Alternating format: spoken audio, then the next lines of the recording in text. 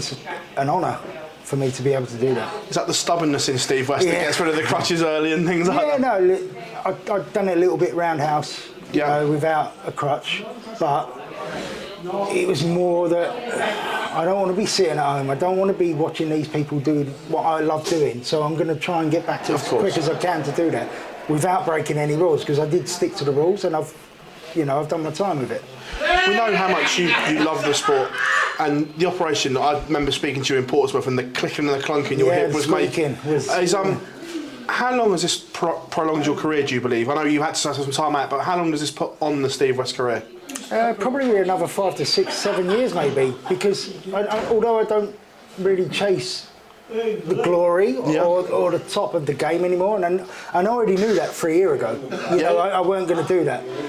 But this is probably going to put a couple of years, 5 years onto my maybe a seniors career, or a modus career or whatever. But it's going to enable me to play a little bit more comfortably.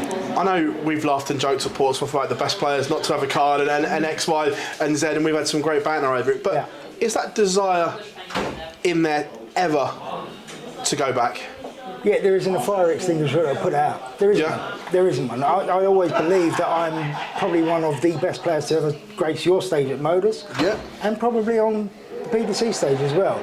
I'm not saying I've ever won anything. I don't claim to have been the best ever, but I know what I feel.